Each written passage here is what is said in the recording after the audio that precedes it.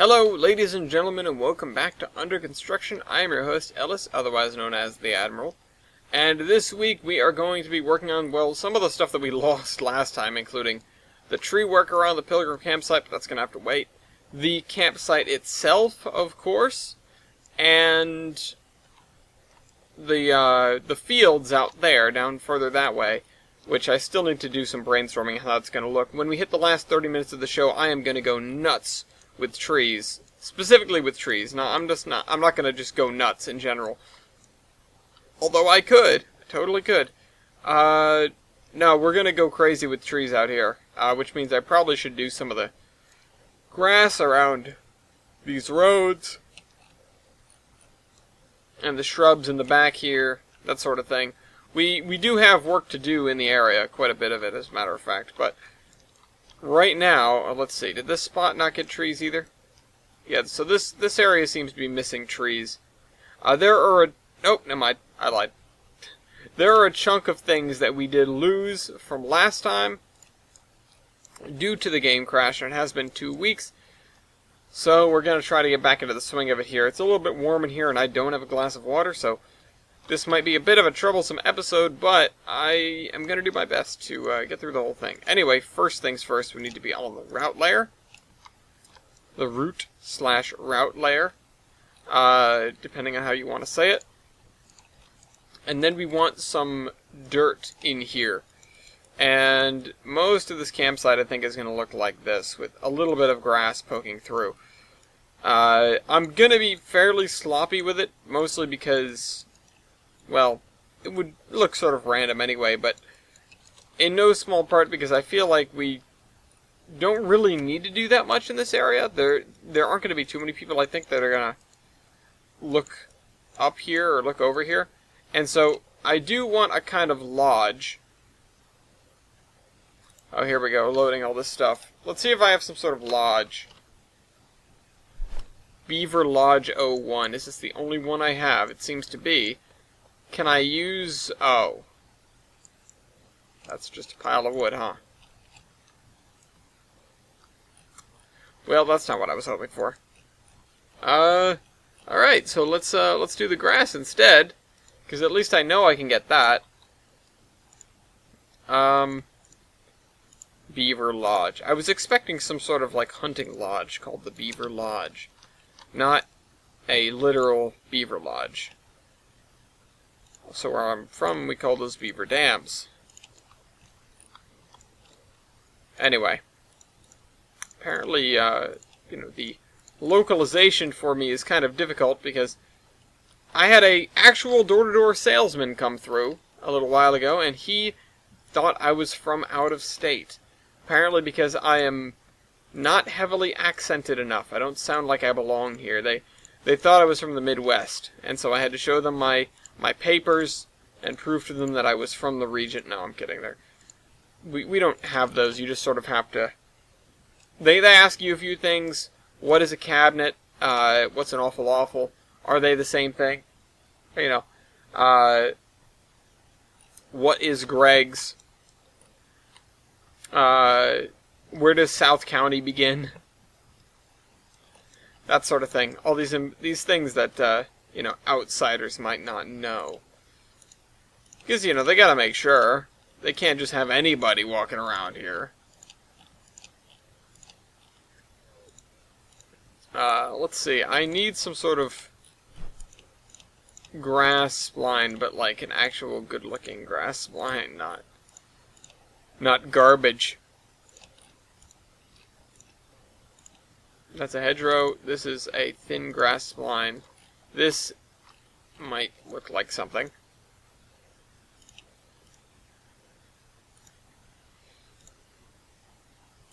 Yeah, that does in fact look like something, I'll say that much. Let me see if I can get some tents in here.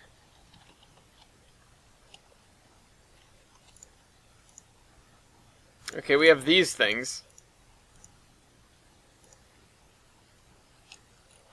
I guess this is fine. This, ROLP camp. Let me make sure I can use these, because they seem like the kind of things I would not be able to use It's like a Renaissance fair tent or something. It's old stuff, or it doesn't look like modern tents at all. Oh yeah, I can't use these. They're all. What are these? ROLP. Oh, Rollins Pass. That makes sense. Let's see. On download station.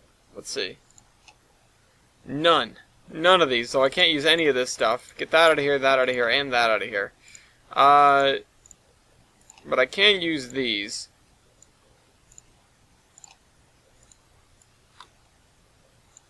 Those look slightly different. And that's fine by me.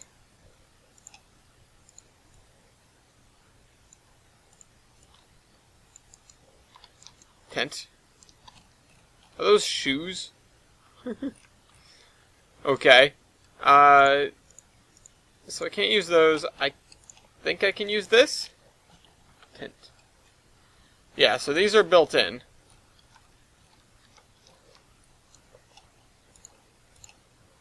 These are the kind of thing where somebody would bring one of these, or you could rent one. Whoa!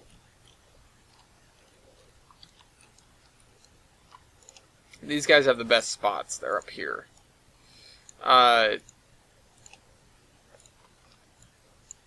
And let's see. I want some trucks and some cars. I do want a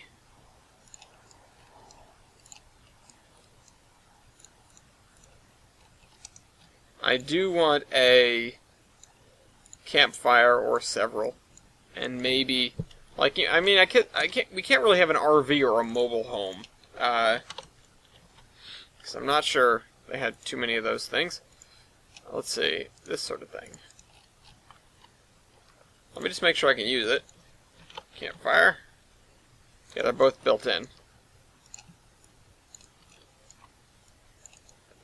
Let's see, I want a log. It's big, it's heavy, it's wood. I also might want a couple of these just because, a log cabin would not really be out of place here. And so I'm thinking, well, maybe if I have just like one or two of these, that would be at the campsite that people use. Actually, those tents probably are way out of era, honestly.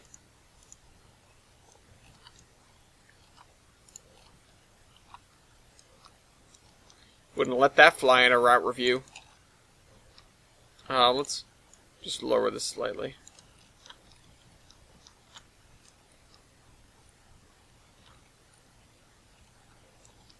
Get rid of these, swap it out with some log cabins.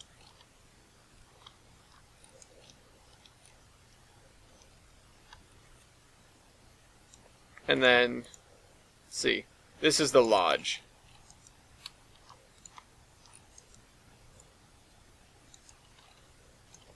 And let's flatten out this area enough so that we can have it sitting on solid ground. There. Mostly solid and flat ground.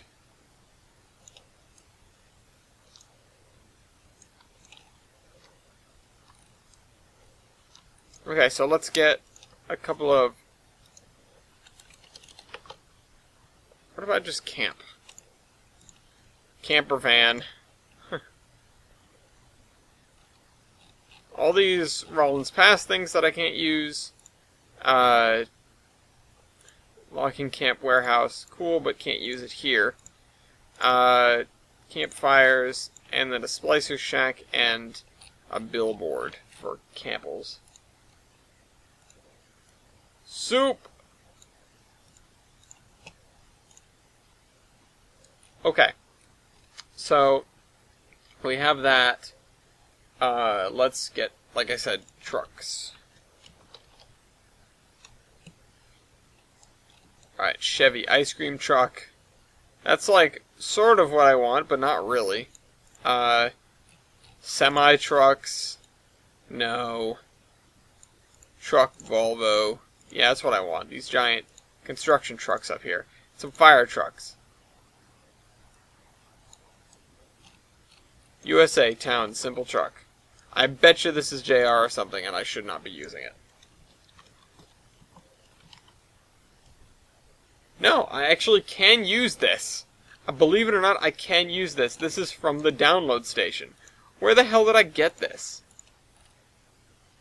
Okay. Okay.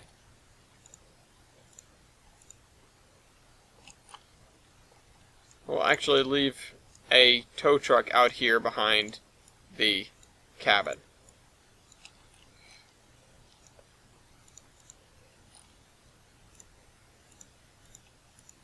Vehicle farm truck. Okay, so let's, we've got some sugar beet trucks, so there's that.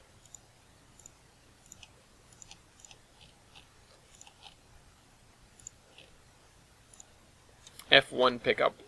Yeah, there we go. That's what I want. I want some of these. And maybe a... okay, these are too new. I do want some other 1950s just vehicles, maybe. And then... that's cool.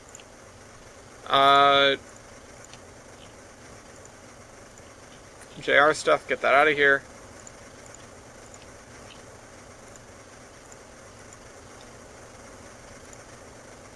Another kind of tow truck. Giant dump truck. I don't even know what UK is, but we've used some of their stuff before. I literally glanced at this in the thing, and I thought for a short moment that it was the Ecto-1 from Ghostbusters. That would be kind of cool. So let's just do 1950, 195. So, yeah, let's get a couple of these Chevys in here. Or, you know, similar cars. Because, you know, they do belong here to an extent. There's no reason why they wouldn't be here. You know, these are the kind of cars that you would just sort of take wherever.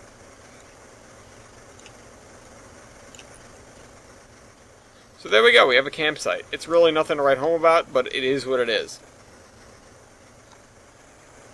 And there was a suggestion, let's see.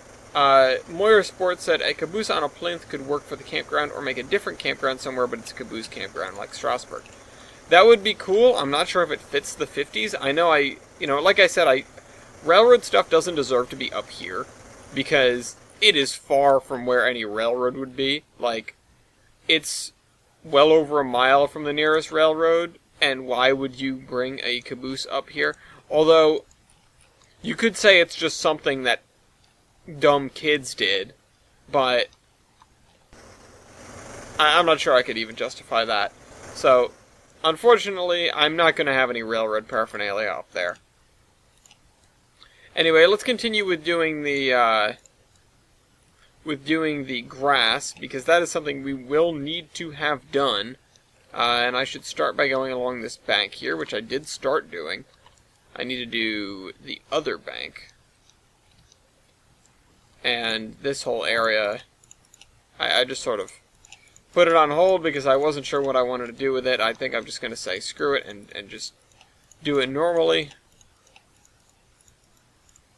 Because there is not much of a reason to go above and beyond in this area here. Again, we are at the edge of the map. We can't go any further.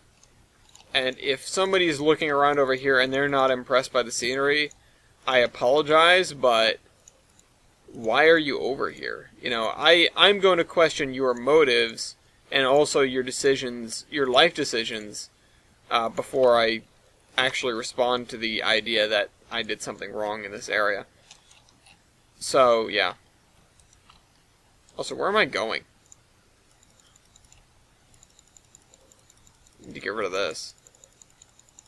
I just started going into the woods. The river goes this way, not that way.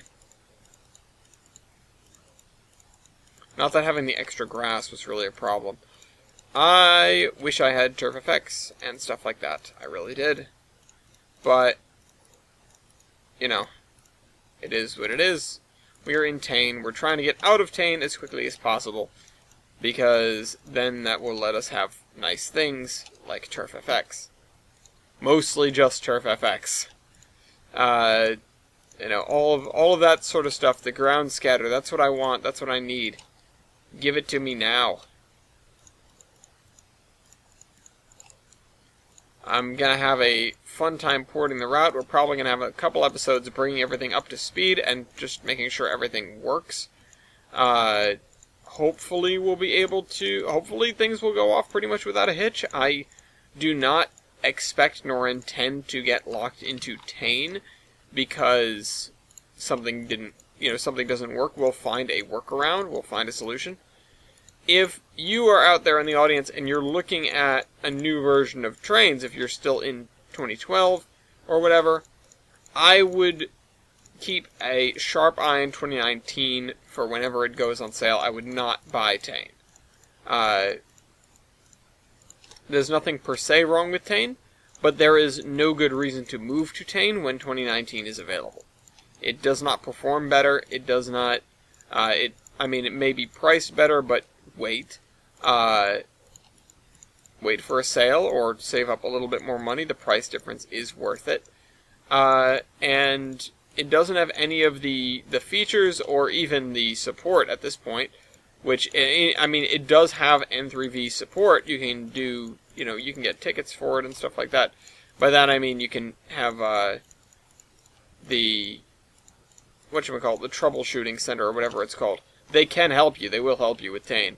But certainly we're going to see support for 2019 dropped in the not-so-distant future. I would expect... we will see support for Tain dropped in the near future as the focus is completely shifted over to 2019, if it isn't focused there already. I don't think... every day that we have with Tain at this point is a day that we could not have Tain, and I'm not going to say the world would be better for it, because it doesn't make any sense to say that, but it definitely is the kind of thing where if you're serious about using Trains, there is no disadvantage to moving up. Even with moving to Tain, especially at the beginning, there were many disadvantages. First and foremost being that Tain did not perform well. It still does not necessarily perform well. There were many, many serious issues with Tain from the very beginning. And, similar to 12, those all eventually got worked out for the most part. But 2019 does not seem to have even half of those kind of issues. It has a minor amount of issues. And none that I've heard seriously talked about or publicized. With Tain, there were just massive performance issues. There were crashing issues. When they released SP2, for example, they broke the AI completely, which that was unfortunate for me because it just drove me nuts because I didn't realize it was something with the update, and I just tried to troubleshoot. There are still some weird leftover things in Olive that exist solely because of that update. The derailleur on the way out is one of them. Which, that always gets people. That's always fun to hear about. When somebody hits the derailleur and crashes their train because they didn't know it was there. Yeah, watch your signals. That'll help. Anyway. Yeah. I can't advocate for 2019 hard enough. Partially because it deserves it, and partially because I really don't want to have to deal with people asking me about using Tolbrand in Tain after this update, after this section is completed. Every once in a while somebody will ask me about the Iron Horseman route in 12, and, I'll point them at the most recent version that we did in 12, which is very old at this point, and Milky has said he wants to start the project of upgrading the Iron Horseman route for 2019, so that will be another step. Mason was originally doing upgrades to the Iron Horseman route for Tain, but I don't know what happened with that. Just one of these projects that people start and never finish. Milky, I assume he'll at least do a significant amount of work on it because He does a significant amount of work on basically anything you hand him. That's one of the best things about Milky, is he will just work.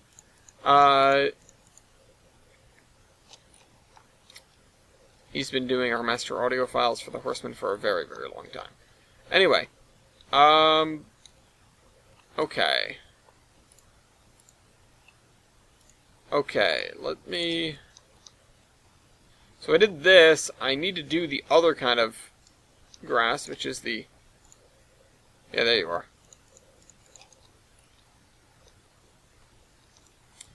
And this is just going to be at the edges of the grass, as we do.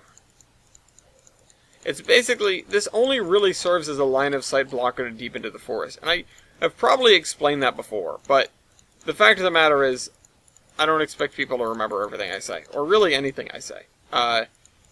If there's any takeaways I want to give, I'm going to say them about 100 times during an episode of Under Construction, and then I'll probably say them another dozen times during a given route review if it comes up.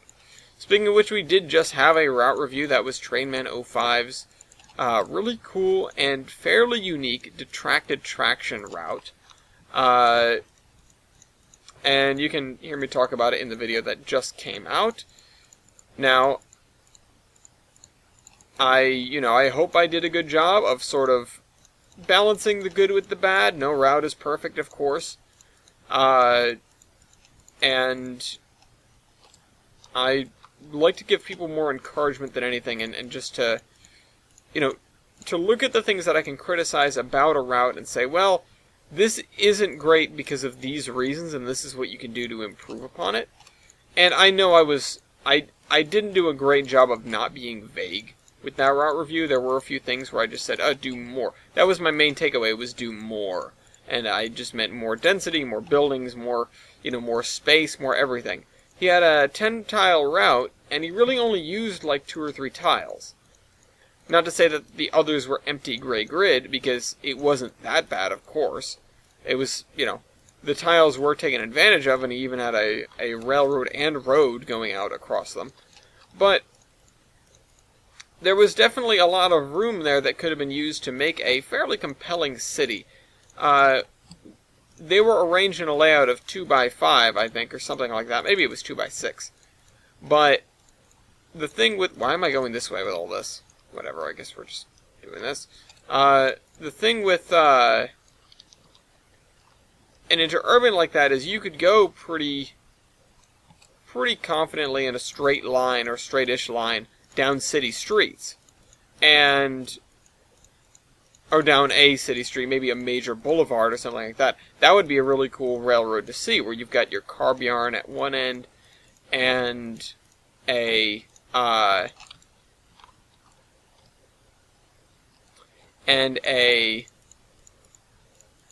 long corridor where you're running and interfacing with whatever. And maybe at the far end you can interface with either a main line for passenger service, or even a freight line, where you would then be pulling freight cars out and using them in your interurban service. So that's my thought. Certainly you could do something like that. He also had a car ferry on the route, which I loved. I really do enjoy when those get included. There are only a couple of good, or really I should say functioning, car ferry assets. One of which is the one we use for Williams, the Iron Horseman. And the other is the one we use for... Or, we don't use for. The other one is the one that he used, which is a much larger ferry. So, yeah, it is pretty cool to see. I don't know how you're supposed to hook that thing up, though, because the switches look real tight.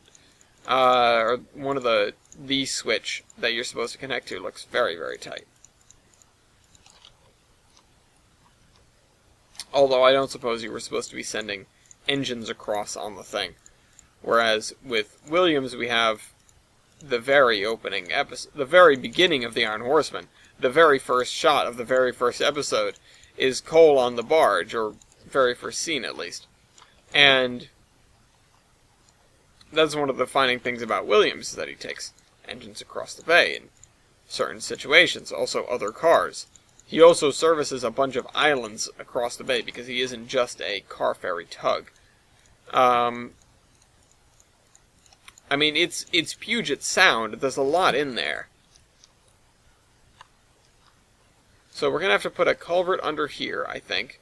And I should have left room for a culvert under here. Okay, I did. Yeah, so I want to get as much of this... I want to move in this direction as swiftly as possible, is what I want to do. I want to get as much of this done with grass and then subsequently done with trees as quickly as I can. It's the kind of thing where this is the run at this point. We are on this side of the Sierra River. We are on this side of almost all of the major terrain features in the route. We can go all the way up to about here by doing almost nothing except for just copy-pasting trees and making grass. So that's the kind of thing where I am excited about it because it means that we can make tons of headway in a relatively short time, as long as I keep putting the grass down. That is the hurdle. I just need to keep doing it. And if I'm going overboard with the grass, that's fine. The more grass is better than less grass. Unless your computer can't handle it, in which case, get a better one. This route... I know, I say that in jest, and it is... I know, it's kind of a mean thing to say, because a lot of people have lower-end or even medium-end computers that they struggle on the route. Hell, I struggle on the route, and it's my route. If I fly over to Olive right now, we're going to have a bad time. But the point is, or, you know, the fact of the matter is, never did I say that Tolbrand was going to be a good route for people without great computers. It's the kind of thing where I knew I was embarking on a ridiculously ambitious project from the very beginning. And from the very beginning as well, I realized that it was going to hurt. Very similar to the Iron Horseman route, except this, instead of just pure size and a million different assets from different people having different preferences and working on it, recall that I tend to stick to a minimal amount of assets. I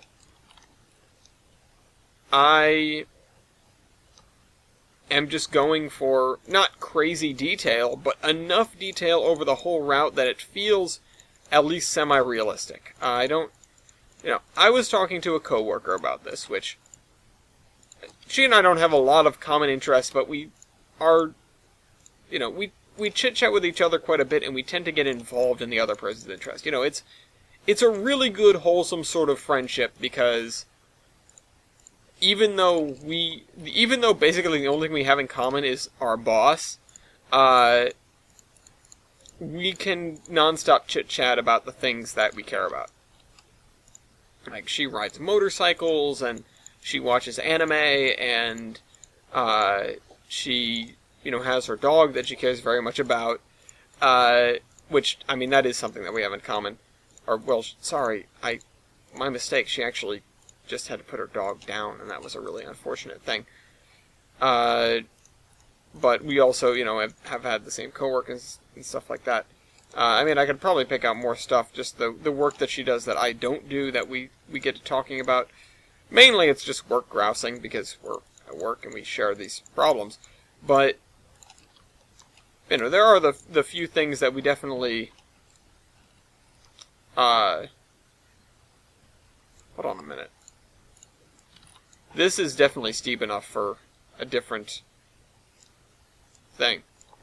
One second.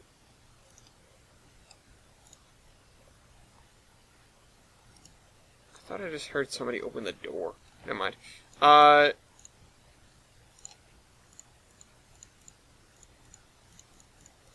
Okay.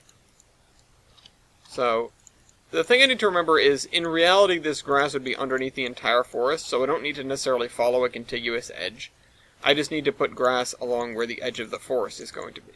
I'm not looking for criteria of where would the grass be. The grass is anywhere the trees are, but just a little bit less. Yeah. Anyway, I got to talking with her about the simulator stuff because we were talking about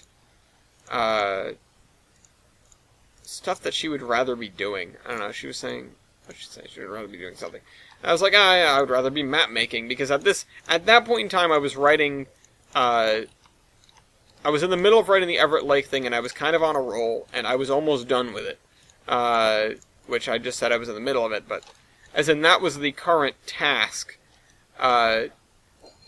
So, yeah, we get to chit-chatting about that, and I didn't have any pictures of Tolbrin to show her, because most of the stuff that I've taken lately has been totally in-progress pics, or stuff that's really fairly unimpressive to somebody that's just looking at it from the point of view of, what is this, without knowing that it's, that it's a virtual model railroad that you do this, that, and the other thing on.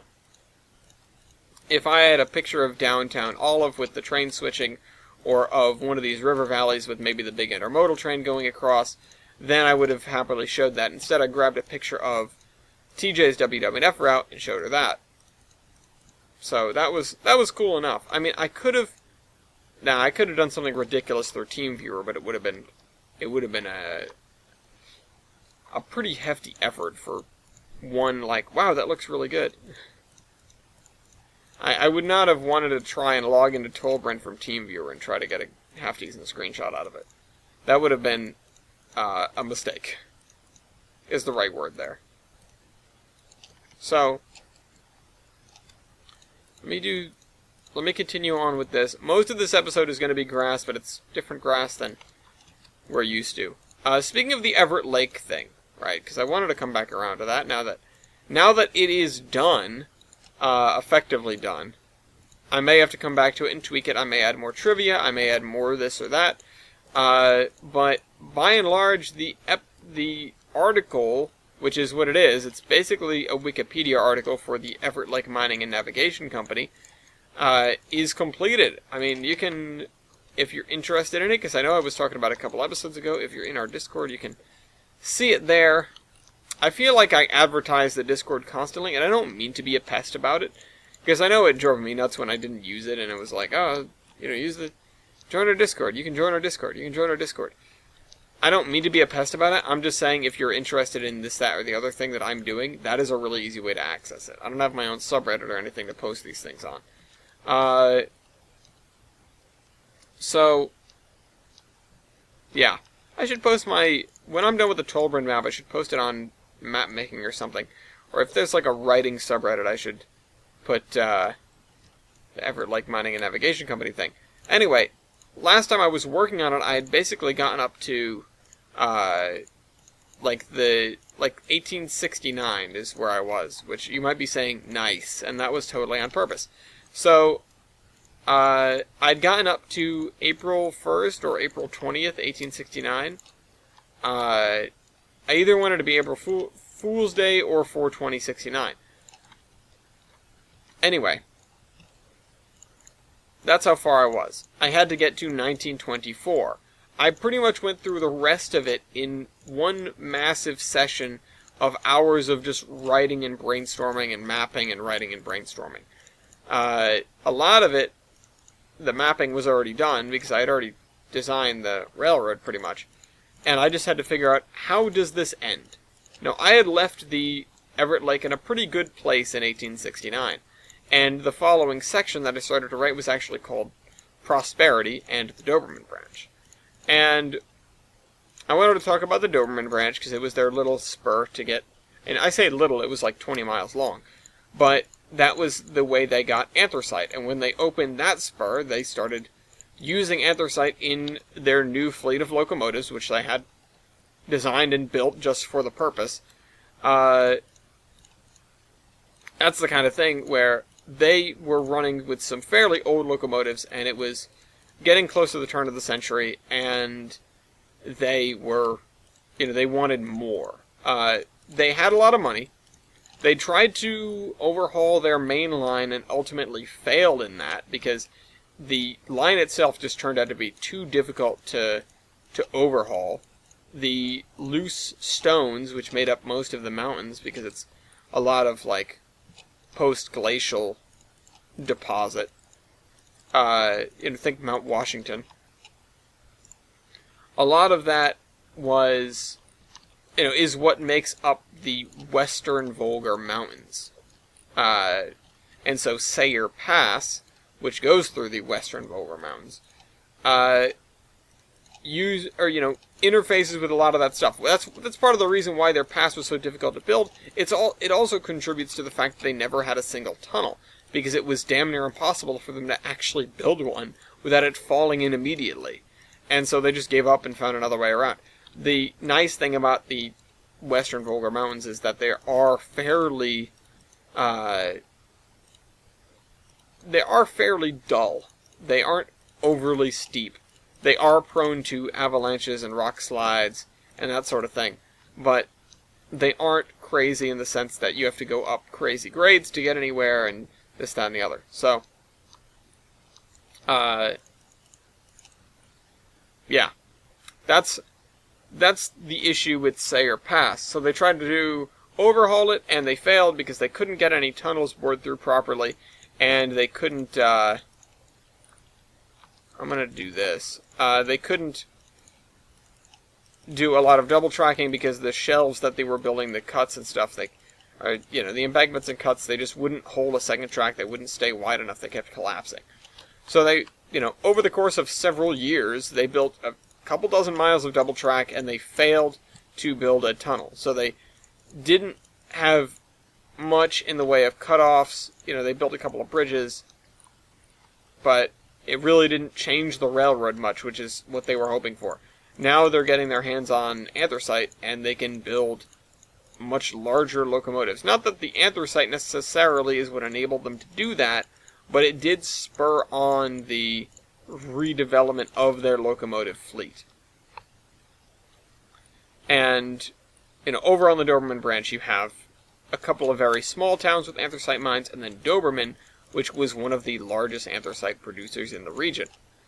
And it really wasn't until the railroad made it there, and then in 1911, the line to Doberman was severely washed out and was never rebuilt, because by that point the railroad was in serious financial trouble due to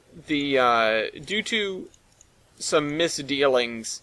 Well, due to market change, first of all, and also due to some misdealings with their fellow railroads. In the article itself, I tried to paint it a little bit more level-headedly, maybe with slight bias towards the Everett Lake, because it's an article about the Everett Lake. And in the other railroads thing, what I would probably write is, the Everett Lake kept jacking up the price, and so they said no deal. It's the kind of thing where you kind of want to get all sides of the story before you figure out what actually went on. The Everett Lake was not innocent in all of this. They were trying to squeeze as much money as they could out of the Zion and Skyline, who they connected with at Skyline at that point in time, which is where the ZNS ended. At that point in time, originally the railroad was called the Zion Eastern Railroad, and it connected the towns of Zion, and the port, which is slightly to the southwest of Zion, with another port, which is Tidebow, which is deep within one of the coves. So it's not a preferred deep water shipping port, but it can be done from there. It's really deep within Coxsackie Cove, so you have to go past the Gilson Eastern Main Line, or originally it was called the Southport Railroad, although I don't believe they had the Coxsackie Cove Bridge at that point. I need to go through and figure that out. And for the record, I didn't make up Coxsackie Cove. It is a real place. Obviously, Tolbrand isn't, but I am borrowing names here, so don't get on me about having such a ridiculous place name. It is definitely ridiculous, but I took it because it was ridiculous. It is still real. The whole thing with... So, the Everett Lake abandoned their charter and legal battle ensued, blah, blah, blah, blah, blah. They eventually got out of that, built to the town of Columbia, which is way up in the mountains for them. It was 40 miles off of their main line.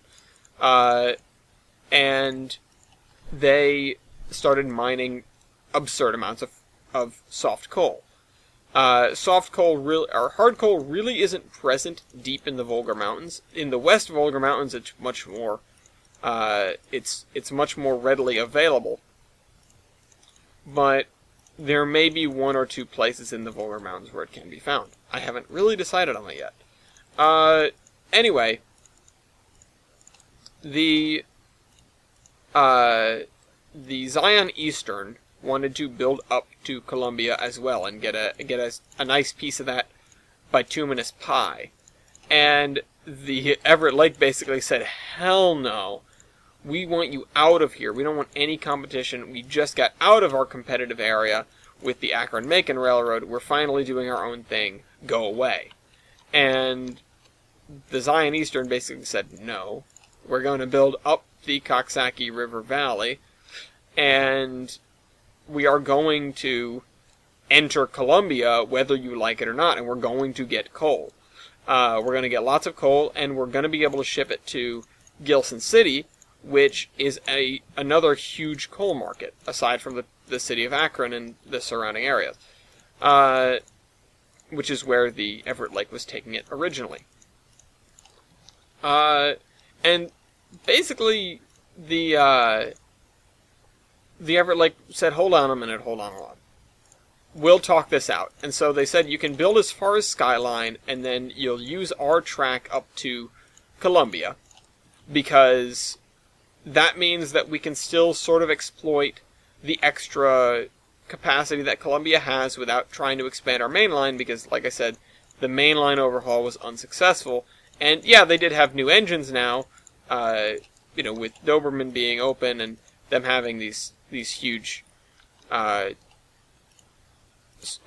coal powered monstrosities, Camelbacks and stuff like that. Everett Lake was the only Tolman railroad to ever own Camelbacks. So, screw them. The whole thing with the way this all went down is that, the Zion and Skyline said, okay, we'll make you a deal then. We'll make this deal. Then they build up the river valley. About the same time, or slightly before, the Volga Mountains Railroad, the actual original Volga Mountains Railroad, is building down the same valley the other direction. They end up meeting at a point called Uniontown. It didn't happen at the same time, I don't think. Although I could write it that way. It would almost make sense. But I don't even really mention them until they become relevant in the whole thing with the Everett Lake. So, yeah, the Zion Eastern ends up accepting the deal, building the Skyline. They start running some through trains from Akron in the east to Gilson City in the west, which is a fairly direct route compared to former ways to get between the two. So they make a pretty penny off of that, including off of express passenger service. With the first, or one of the first, named trains on the peninsula, called the Volga Mountain Flyer, which was between those two cities. The Everett Lake already had a couple of named trains before then. There was the Everett Lake Express, which was between Akron and the lake itself, Hall Point, which is the first stop that the Everett Lake made at Everett Lake. And then the Columbiana, which went all the way to Columbia from Akron.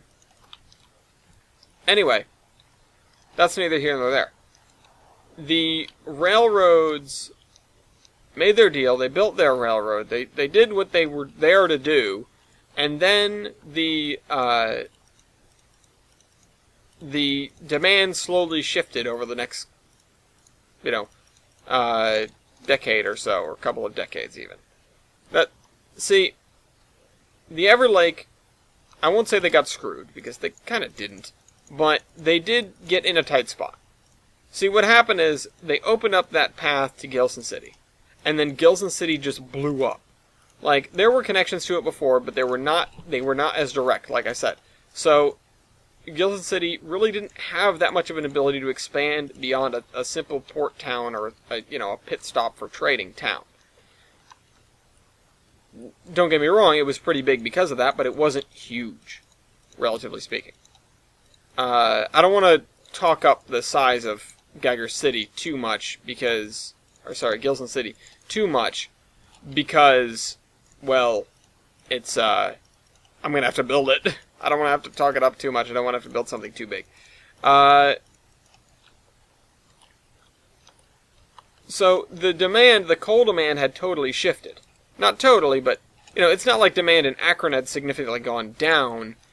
It had dipped a little bit, but by, the 1900s, the coal demand in Gilson City was way higher. And so most of the traffic from Columbia was getting moved by the ZNS. ZNS at that point. Eventually. When it got there, it would be moved by the ZNS. So the Everett Lake wasn't really getting as much money as they wanted to, and they had their pretty difficult to maintain main line because of all the loose rock. That meant that they were suddenly in a difficult spot in terms of money, and they tried to leverage a better deal with the Zion and Skyline. The Zion and Skyline basically said, no, we're not going to pay you that much money, and ended up merging with, after constructing a new tunnel, merging with the Akron-Macon Railroad, which was very close to the end of where, it was very close to Skyline. Macon is on the other side of a ridge from Skyline. They were connected via a road over the top, which was being used by the Everett Lake to build the Columbia Extension way back when people didn't realize it was the Everett Lake building the Columbia Extension. When you're shipping stuff via your rival railroad to expand your own railroad, you tend not to want to tell people you're doing that. So they had that hidden. And they were using the road over what's called Alduin Pass.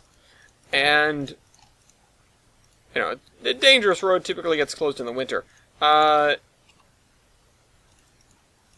So they merged, and then the Everett Lake was basically on its own.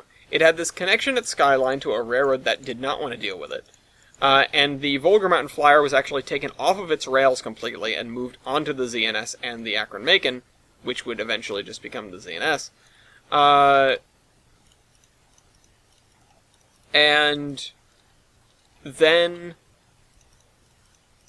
what happened? Then they had the washouts at Doberman, which that was just shortly thereafter, and they didn't have the money to rebuild the branch line, so most of their locomotive fleet started to languish, because if you can't get the hard coal you need for them, then they're not going to run right.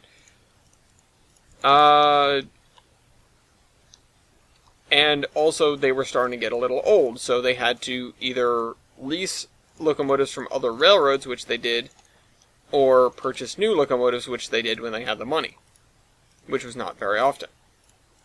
So the Everett Lake sort of limped along.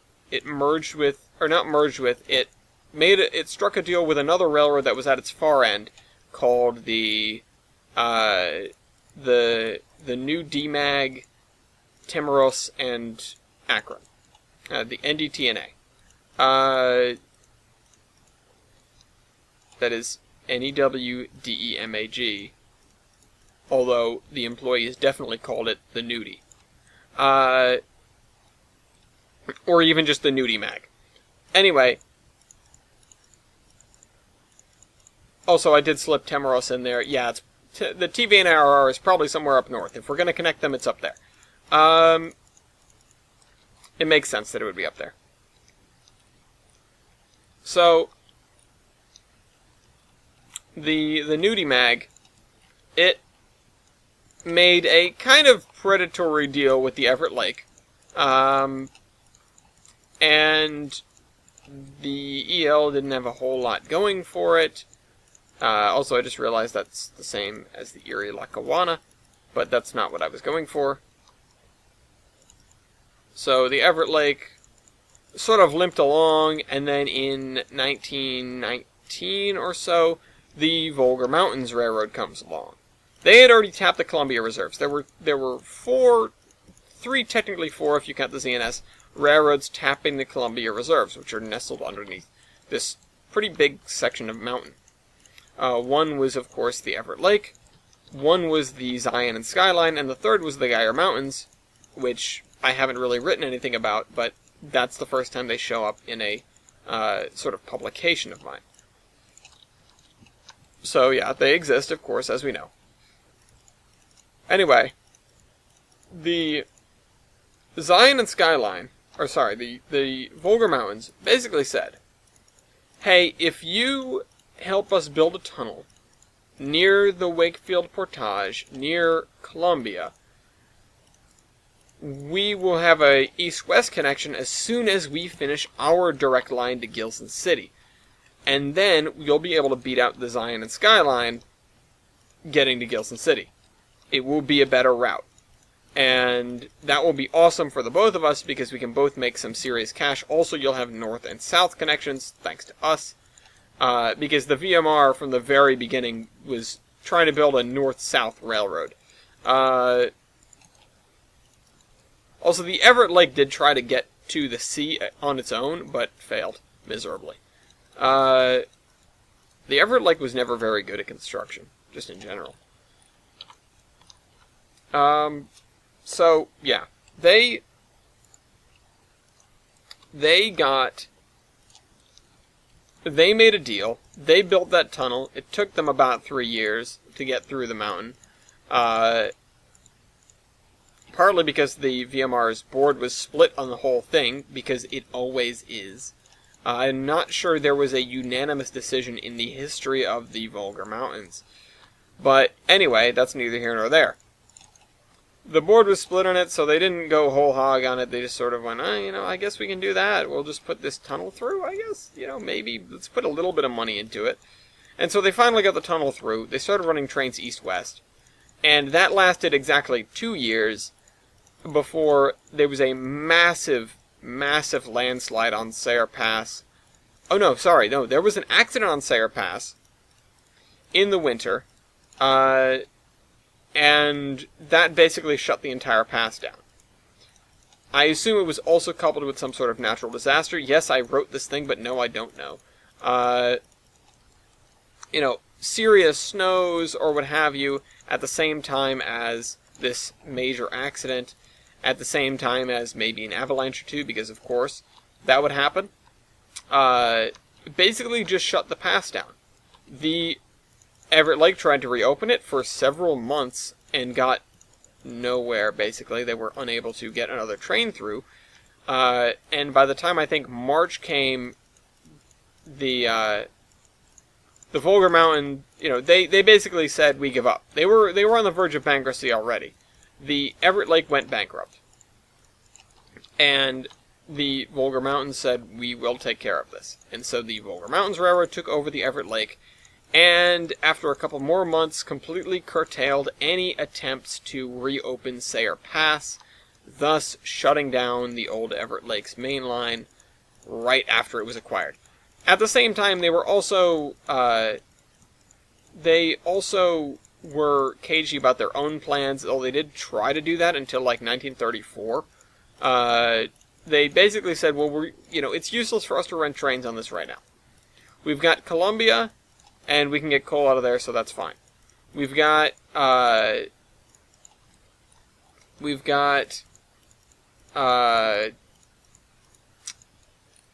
connections with the Zion and Skyline, which an emergency deal was made with the Zion and Skyline to route trains through the tunnel and over the old Akron-Macon when the accident occurred, because of course the freight has to get through. And the Volga Mountains just continued that agreement and made it sort of semi-permanent, so the VMR would run freight to Skyline and it would be sent over. They could have run freight to Uniontown instead and cut back even further, but there were not facilities in Uniontown to do something like that. Skyline was fairly well built out for railroad work, and Uniontown was just like hey, we're both in the same spot, let's make a little junction. Which then turned into a small town, because that's what happens.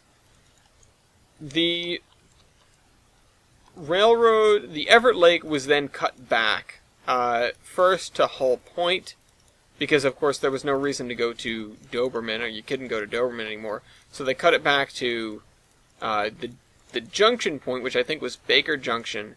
The location where the Everett Lake tried to build their connection to the sea was just slightly beyond that, or closer to. Those tracks were all torn up. And then in 34 or 36, they struck the entirety of Sayre Pass from the track maps, but it had already been a while since the trains were actually cut back to past Hull Point, to Massasoit, and then all the way back to Skyline, with only the occasional service going beyond that. Nope, I wanted to grab that, not place. The occasional service would go beyond that, because there was still some, occasionally there was a reason to go to Hull Point, but then the swing span was removed, so they couldn't get out there. Occasionally there was a reason to go to Massasoit, because it was across the river from across the way from a fairly major tourist destination, because Hull Point was a pretty big town. And then the road sort of came into Hull Point and made it fairly useless to take the train to a ferry. So they discontinued regular passenger service to Massasoit. A semi-regular freight train went out there to service a couple of industries, which eventually boiled down to just the DM Tool and Die Company, which existed in the town. Or the DN, sorry, not DM. That stands for D's Nuts, by the way. Thank Jader for that one.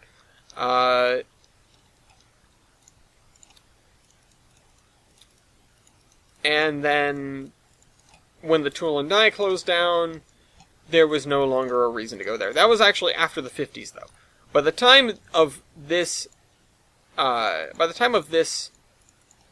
route, the following had occurred.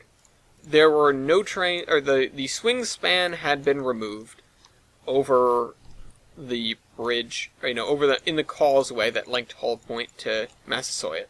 So trains were not going past Massasoit. All of the track on Sayre Pass had been torn up. All of the track that was accessible along the Doberman branch had been torn up. All of the track along the Wambeck Spur, which was their attempt to reach the sea, had been torn up. There was an in-service section of the former Everett Lake at the far end, which went between Akron and the local military base there, which was called Fort Triss, yes. And then, what else? There was, rare service to Massasoit due to the Tool and Die Company, as well as maybe one other industry, and a rare passenger special for major events. And also, what was the last one? The last thing. Oh yeah, Addison Springs is the other branch there. It's very short, but it does have a still functioning gold mine at the time of this route. So that would be the reason you get to use the barge bridge that crosses the lake, and you get to go all the way out there, and that track is going to be completely accessible, and if I'm feeling really ambitious, I'm going to make the Massasoit track accessible as well, just in really, really poor condition. Because the Tool and Die was really not doing much at this point, and also was receiving a lot of its shipments by truck. So there was almost no point to bring a freight train out there, or a locomotive with a single car.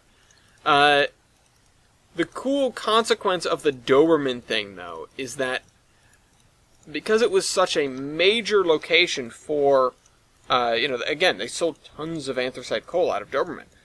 And because it was such a major location for them, they had a huge engine facility there, a huge yard with, hundreds of freight cars, and also the passenger train called the Hare operated between Hull Point and Doberman. And most of the Everett Lakes rolling stock and engines were scrapped, engine number 2, which is the oldest surviving locomotive, possibly on the Tolbren Peninsula, is on display in Hull Point. It was the first engine to go across the causeway to Massasoit, and it's like a 240 or something.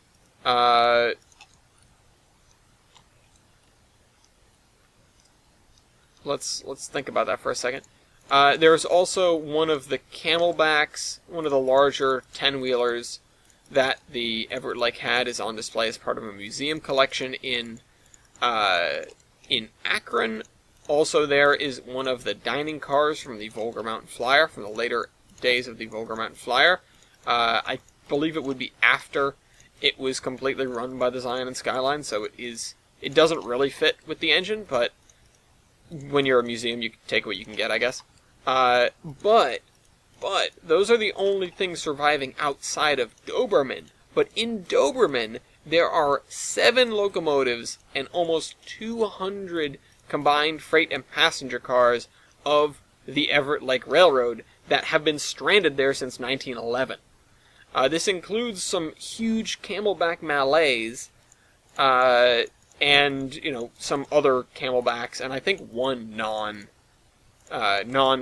coal burning locomotive, and a full train set for the Hare, which was a fairly well-to-do train. It wasn't the Volga Mountain Flyer by any means, or the, who is it? The Everett Lake Express. Well, that one had gone. But the Columbiana. It wasn't either of those by any means, but it was a pretty well-to-do train. It was a fairly nice train set. However, Doberman, despite being on the highway, there is the interstate that runs through Doberman now. It's still kind of in the middle of nowhere, and the Doberman Mining Museum, despite being well-respected, really doesn't have a lot of money. It's 1950, we're really not in the age of preservation, and the museum is little more than a group that is just preventing the roundhouse from being knocked down. So, when the article talks about the Doberman Mining Museum in the 1950s, although, actually, no, sorry, the Mining Museum wouldn't exist yet. That's right. The Mining Museum would be started later. The stuff is all still there. So I was speaking from the point of view of the article, which is more or less present day. From the point of view of the route, all that stuff is just there, and nobody's touching it. Doberman at this point is pretty depressed because they're cut off from the rest of the world, and have been for the last 40 years or so. They have a half-decent road, but you can't really truck that much coal out. They're in a really awkward spot to get to, however, and some of the other anthracite towns in the area are better served. So Doberman doesn't really do a whole lot. But no other railroad ever reached Doberman, which is part of the reason why the collection was left as intact as it was, because everything's just parked there. In 1911, when those washouts happened, there was a brief, oh God, we gotta fix the railroad, and then the realization of, well, we don't have money to fix the railroad. I guess just leave it. They didn't do anything with it. It was difficult. If they wanted to get stuff out of there, it would have been damn near impossible. If they wanted to scrap it, it would have been, not the same level of difficulty, but you could scrap it on site and I guess truck the metal away, but that wasn't worth it either. And the railroad basically said, "No, we're not going to deal with that." And when everything was abandoned, and when the handoff happened and the Volga Mountains took over, they basically just said, "No, we're not even dealing with that. We're just going to pretend it doesn't exist." And so it officially didn't exist until much later, when the Mining Museum came in and tried to, basically the whole thing was in threat of being cut up and torn down, because at this point in time, the interstate has just come through. Doberman's getting a little bit more popular. There's some stuff going on in the area, but not, not a crazy amount. But it turns into a sort of minor ski town. It's certainly not the best in the area, but they try to take advantage of the fact that the interstate decided to come through that way.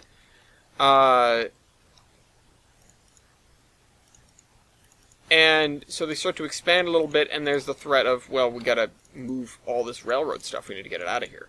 And, some folks that remember it the way it used to be were just like, no, don't, leave it alone. Don't tear it down. Sort of like the Carbondale Roundhouse. Not saying that the same thing happened in Carbondale, but just that they were like, just leave it alone, and then it just got left alone for a couple more decades, and then you finally reach the age of preservation when making a museum out of it makes sense. Or, a real museum, not what the Doberman Mining Museum was in the 50s, which was, again, just a group of people saying, don't tear this down, no, seriously, we own it. No, just trust us, we definitely own it. They much later actually did purchase the land off of the Walker Mountains Railroad. It was not officially abandoned. Most of Sayre Pass and the Doberman branch were abandoned, but recognizing the fact that there was a lot of coal in the area, they really didn't want to give another railroad a foothold. Even if that railroad was really far away, the VMR was kind of spiteful. Also, once again, the board couldn't really decide on what they wanted to do with it, so it just sort of languished. They never got rid of it because there was, there were outspoken people in the VMR's board saying, well, yeah, but look at all that stuff. Look at it, though. And other people saying, yeah, but how on earth would we get it here? Not only, especially by the 50s time, not only is it on the other side of washed out track, we tore up all the track on the other side of the washout. It's all gone.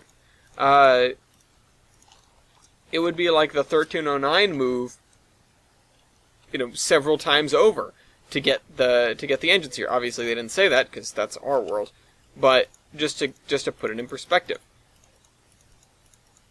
But those things just stayed there. They didn't go anywhere. They just stayed there because where could they go? And it represents one of the most complete and non-diverse, I guess, the most complete and homogeneous railroad collections that exists anywhere, possibly in the world of Tolbrand. I don't know. It's kind of a big deal for them. I mean, I was certainly excited writing about it because it's like the one little kernel of, oh, good things did happen for the Everett Lake in their entire history. Although they did get lucky with their lawsuit thing and their barge bridge thing, but mostly that was them being sneaky. This is just by chance somebody decides to preserve the one of the most astounding legacy, or one of the most standout legacies of the Everett Lake Mining and Navigation Company, even though that absolutely was not what they set out to do. The Everett Lake was not supposed to be a coal hauling company. It was supposed to be a mineral hauling company that was supposed to just take back the reins from Mercer Shipping and compete with the Akron-Macon Railroad, which sort of happened, I guess, but not really, because they ended up doing their own thing. So that brings us back to the thing that they ended up doing. The thing they decided to do was haul coal, not what they were meant to do, although it made them a pretty penny for a decent amount of time. It was also sort of their downfall, but at least it's what they're remembered by.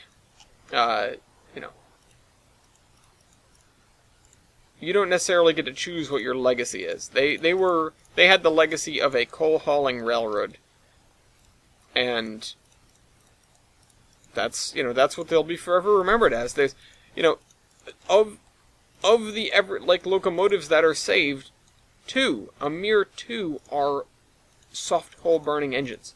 That would be number 2 and one of the engines in the roundhouse at Doberman. And of the equipment that's saved, one car is from a train that the Everett Lake named but didn't run at that time where the car existed, and Everything else is basically anthracite paraphernalia. It's the hoppers that they used to haul it, the boxcars that they used to serve the town, all of the other miscellaneous freight cars that they used to serve Doberman, and the hair. So, yeah, other than that. So there may be something on display in Columbia. But I don't think so because the town has changed so much. It is actually a fairly large town at this point. But it has changed significantly since the Everett Lake was there. Anyway. The stuff that did go west, aside from going over the Zion skyline, was also, ironically enough, transported by Mercer Shipping. That very same Mercer Shipping who was the bane of everyone's existence back in 1844.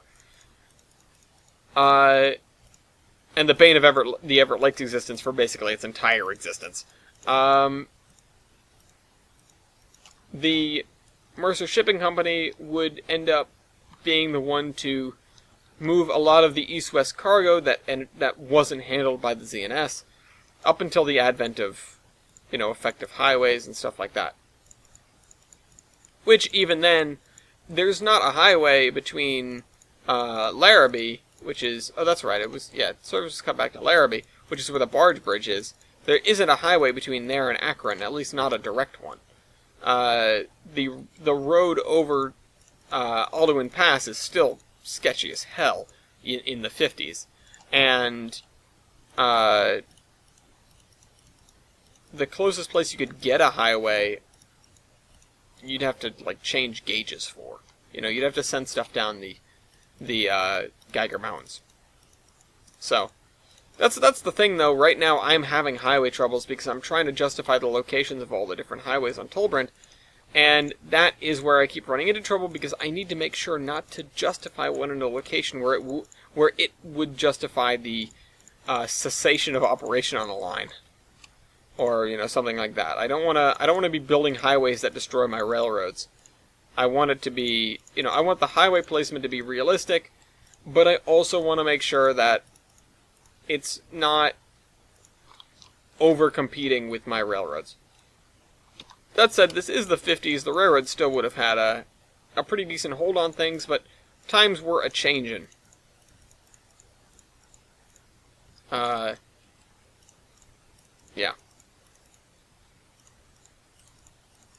Okay, so we're almost out of the road here. I'm surprised I got this far.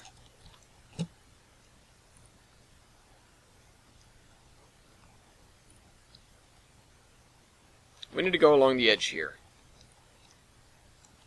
We need to make sure all of our edges are covered with grass. If they aren't, that's going to be a problem. Anyway, we have a comment here from Icer the Blue Lion. He says, Ellis, you say route wrong, and then you say it right. Like, what are you doing to me, Ellis? Say it right the first time, and we won't have any problems. See, here's the thing. I say it both ways interchangeably. Say whatever you want, route or route, and whatever. See, that's one where I don't have a pronunciation preference. I literally just bounce back and forth. It's whatever's easiest to say in the moment. And it's not like I'm even doing it on purpose, although I did do it on purpose at the beginning of the episode. But I'm not sure which one is right. I know they're both not wrong, but I'm not sure which one that you specifically are referring to as correct. But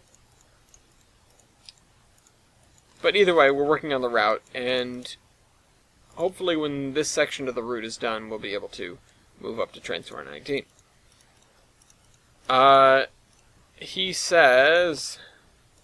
He also says, not surprised you're being checked out. Madison did bag herself a stud, lol. Thanks. I don't even remember what that was in reference to. I assume I was talking about, oh, that's right, yeah, I was getting checked out at the grocery store. Literally getting checked out, not being ogled.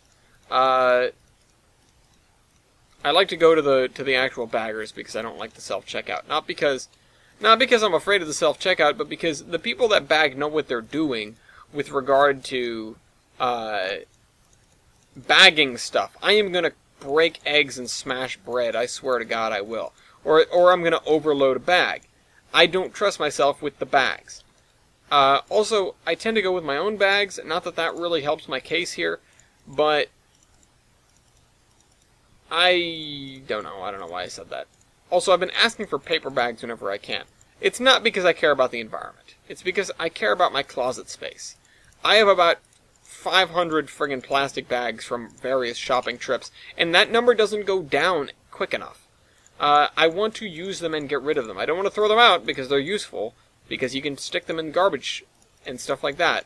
But I don't, I don't want to get more right now. I've got 3 bags full, just packed with bags. And I use them most often when Oliver's here, because of course you take the dog for a walk, you pick up the poop with a bag. But he's not here often enough for that.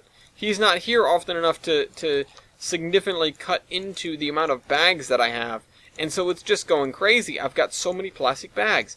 And so I usually go up to the checkout line and I'm like, hey, can you use these reusable bags? I have way too many plastic bags. It's not because I care about the environment.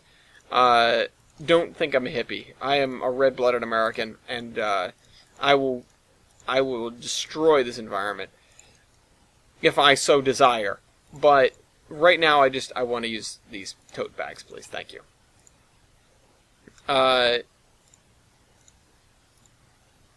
Anyway, just leaving that there.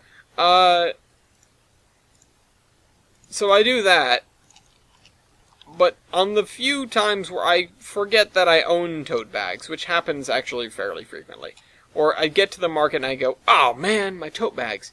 I left them at home, which is like 2 minutes away. Oh, God forbid, I can't go get them now. Typically what ends up happening is I'm only getting a couple of things because it's not a super planned out shopping trip, as evidenced by the fact that I forget the bags.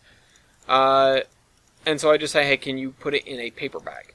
Which, those I need. Those I need. Paper bags are the best thing to put junk mail in, because then you take the entire bag and you throw it in the recycle bin. It doesn't clutter up your other recycling, because we have like a tub under the sink to throw in, empty milk jugs, or soup cans, or soda bottles, or, anything else. Any, boxes of macaroni that are empty. Obviously not whole boxes of macaroni. That is literally a sin. You cannot throw out macaroni. The ghost of my grandmother, who definitely inhabits this house, will haunt you, and will probably beat you with a wooden spoon because she's Italian. The whole issue is I needed a place to throw out my mail, and so I started noticing they had paper bags, and I was like, can I get me some of those? So now I have to strategically do these small shopping trips so I can get myself a couple paper bags, because I don't want to go there and ask for all of it in paper bags, because A, they seem to be reluctant to do that. I don't know why, but when I asked for it in paper bags, I got one paper bag and the others in plastic, so that's not what I wanted. The alternative is ask for one paper bag and then the rest tote bags, but that's just sort of weird to explain. And I don't want more interaction if I can avoid it.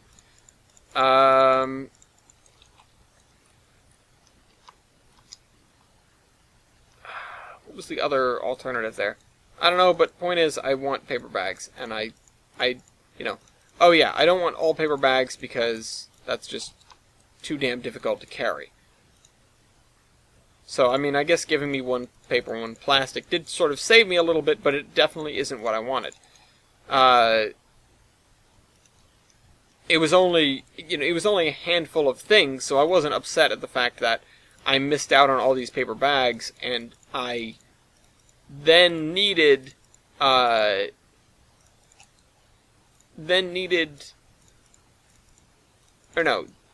missed out on all these paper bags, and therefore had a ton of plastic bags I didn't want. It was just like, oh, okay, now I have one extra plastic bag and one less paper bag than I kind of wanted out of this ordeal. But I'm not gonna say, hey, could you actually put that into the paper bag? Because then I just feel like I'm being picky. They put the groceries in the bag for you. That's nice. That's real nice stuff right there. I know they're paid to do it, but I'm just saying.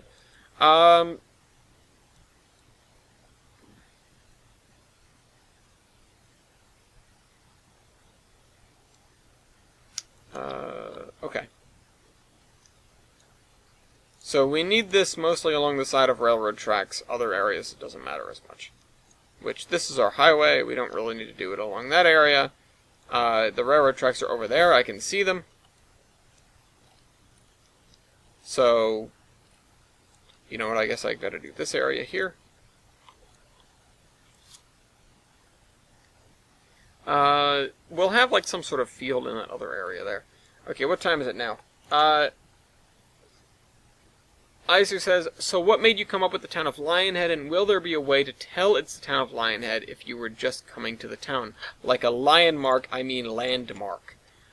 So I wanted to see if I had one of these, actually. Let's see, Lion.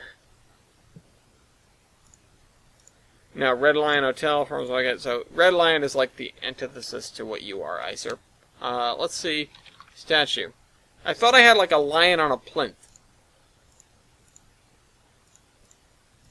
No, I guess I don't. So I guess there really isn't a way. I don't know. There's nothing particular in the area that makes me think, oh yeah, duh, Lionhead. But I already named this thing the Iser House, and I was like, I should do something nice for Iser because he just lost his friend, and I need a name for this little town. And originally I was just going to call it Lion. I was originally just going to call it Lion. And then I was like, no, that isn't good enough. I don't like... I mean, it's a single or double syllable name, but I'm not sure I love the cadence or whatever, and I was like, yeah, but how can I change that? How can I make it better? And I thought, well, Lionhead. I guess that works. You know, there really wasn't a lot of thought that went into it. But it was mostly like, I want to do something nice for Iser. Iser's such a nice guy. I should name something else, something more overt after him. I have a million things named after Mason. Not really, I have a town. But even then.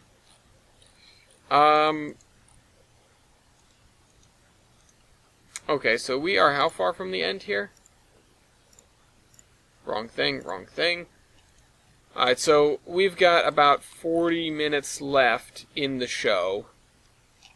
I think I'm just going to keep going nuts with this. I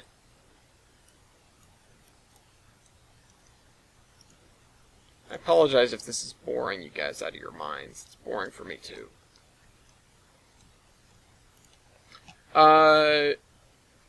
Also, I have an idea for a camp, but I can tell you in the Discord voice chat, and I blame Lincoln for this. Oh god.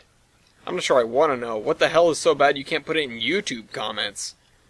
That's something I'm concerned about. Speaking of just that delivery of that there, which obviously that's a statement that can be taken very literally, but also is just kind of a joke, because obviously everybody knows that YouTube comments are they're not the best in terms of a non-toxic user base, but you guys are generally fairly nice, so there's that.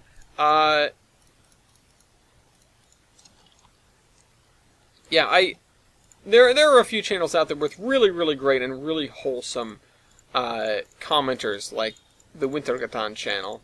When he's building the Marble Machine, there's nothing but praise for Martin and ideas and stuff like that. And I really hope he takes some good ideas on the most recent video, because he's imposed a limitation on the Marble Machine X that I think he could alleviate fairly easily.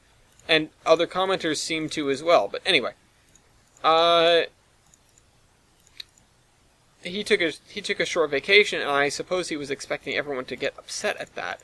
But everyone was like, no, you go, you take your vacation, you feel better. You know, he was driving himself nuts with the Marble Machine, and he he just looked bad. He looked like he was on death's door, some of these episodes. And so I am so glad that he was able to take that vacation. It didn't even last as long as I expected it to. When he came back, I was like, holy crap, already? We're getting more Marble Machine content already? I was psyched. I was just happy to have him back. Absence makes the heart grow fonder, even though that's a load of BS. So, yeah, we've got,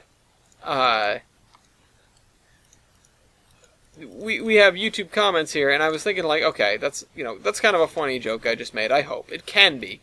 if I said it in front of a stand-up audience, hopefully they would think that I'm funny.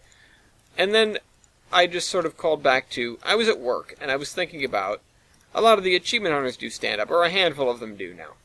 And some of the other Rooster Teeth folks as well. It's like, I wonder if I could do stand-up. And I started thinking about, like, what would I make jokes about, honestly? What would I joke about?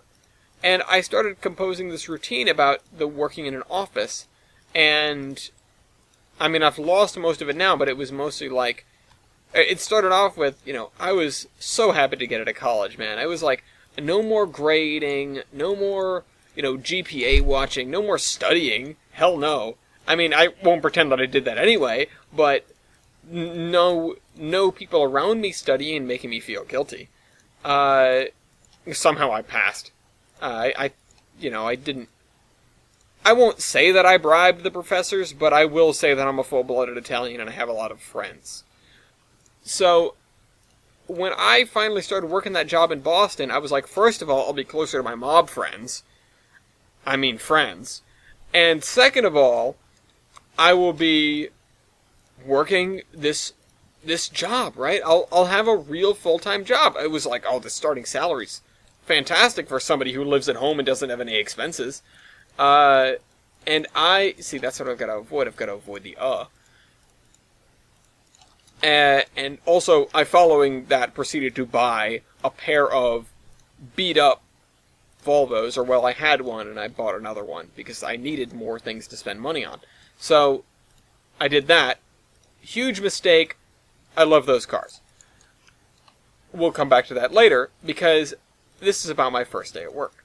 My first day at work, I get in there, and I'm looking around, and I'm greeted by the lady who I thought was receptionist, but actually is HR, but since then I've learned that she's not really HR, because apparently calling her HR is a joke.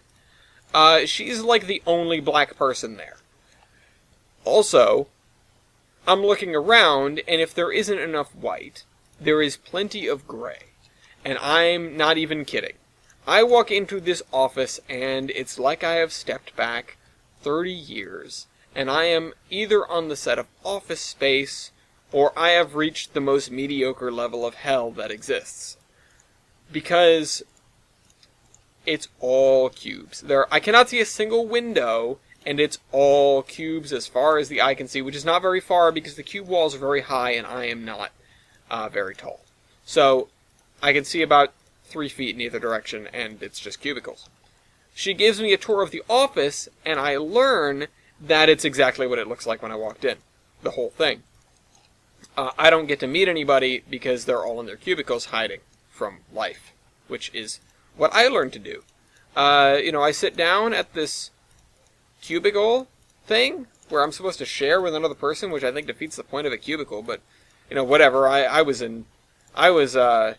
just starting, so who am I to complain? What do I know? Nobody in my family has worked a job like this, so I can't, go around and ask, hey, is this normal? They're making me share a cubicle with another dude. Is this gay? And yeah, we just stayed, on opposite sides. It turned out okay. I don't think I ever spoke to him.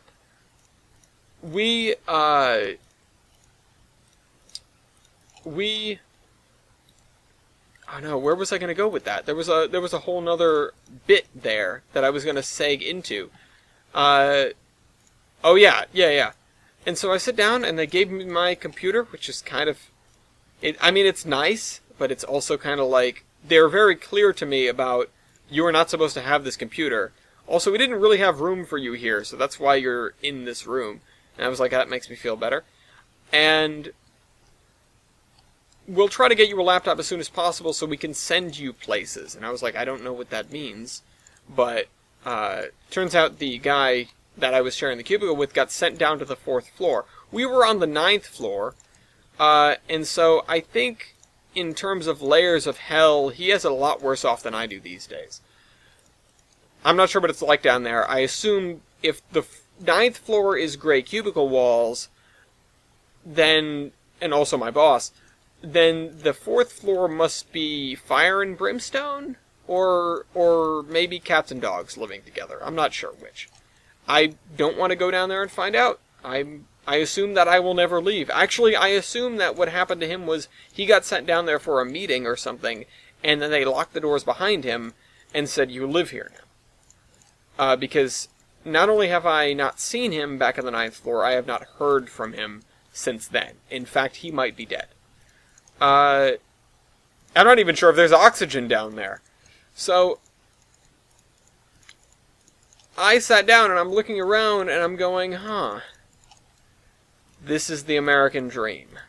I am going to take this physical manifestation of suicidal depression, as if I didn't have that in college, and I'm going to turn it into exactly 2.5 kids, a dog, and a house with a garage. And a white picket fence. Can't forget that. Hopefully in a neighborhood that's very far from the receptionist, because that's what this is all about. Or wait, HR, or not HR, or whatever. Serious note here, to break the routine for a bit. The HR woman I'm talking about, her name is Liz, and she's awesome. And also, she's not the only black person there. But naturally, hyperbole is much funnier. So, if that whole segment was cracking you up, then maybe I do have a shot at being a comedian. If it wasn't, then maybe I should just jump off the 9th floor. Because they still send me there. I have been down to the 4th floor in reality, it's really no different. Just lower. And with less people, actually. The 9th floor is hell is other people. The 4th floor is hell is isolation with your own mind. There's nobody down there. There's supposed to be like the environmental staff, but apparently they don't ever come into the office. So it's just empty cubicles. It's like Pripyat, but in Boston. Without a nuclear disaster. Probably. I don't know, I never took a Geiger counter into the 4th floor. Maybe that's what the hell really is. Yeah, okay, so there's the stand-up bit. I was also thinking of another section about, like, office injuries, you know, because they did make a whole big deal about when Liz saw my busted-up finger, she was like, that didn't happen here, did it? Because she was, like, all over the idea that if that happens to you, you gotta fill out paperwork, you have to do the paperwork.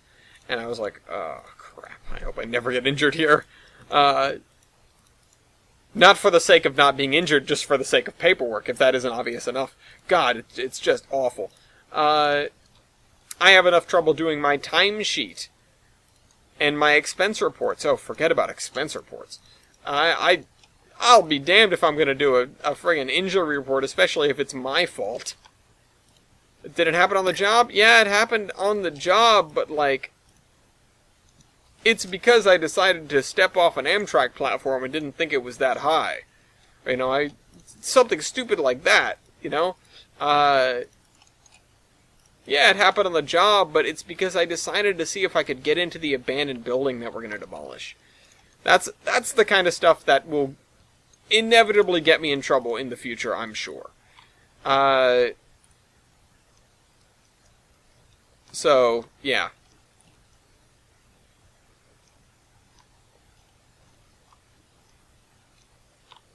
I might leave some of this area treeless. It looks pretty good without trees, but a lot of this area, of course, deserves to have them. Oh, also, we're 30 minutes from the end of the show. Let me do this real quick. And I'm going to overwrite... We're on 2.51 because of a pair of crashes. That I had while I was trying to load back into the map. Now, let's grab some trees and copy-paste. So the first thing we have to do is do the... Not up there. That area does need to... What the hell happened here? I don't remember... Okay. I was going to say, I don't remember that being like that, so it might just be a bug, and then everything popped in. So that's what I'm talking about.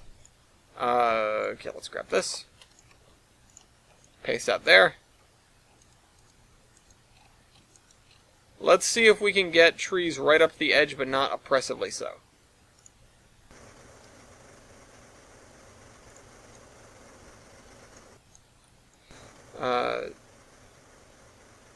Yeah, so it's going to be difficult, huh?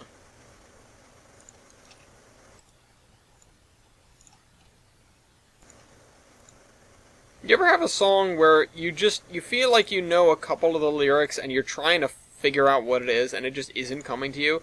I have the opposite of that right now, where I know the song. I know exactly what song I'm thinking of, and I just can't come up with one of the lyrics. And it's something really kind of weird. It's a Muse song, which I've totally gotten into Muse. I've gotten into both Muse and M83. M83 because of the Kerbal Space Program 2 teaser, and Muse for no particular reason. I just started listening to them. They're really good. I really like them. I actually like a lot one of their newer songs, which I guess got some sort of criticism, because there are a lot of people in the comments of that video. Again, this is actually a weird instance of, again, YouTube comments being super wholesome, where people are like supporting the band and saying there is no old or new Muse sound, there's just the Muse sound, which is a really, really awesome way to look at that sort of thing, because I think people spend too long criticizing bands for making something that they don't particularly like when they liked their previous stuff. Bands change and evolve. If you like the previous stuff, continue listening to it. Don't get salty because they wanted to try something new. There will always be a new band that caters to your interests, I'm sure. Because, music is fairly universal for us as a species. The amount of musicians and performers out there is frankly just absurd. So,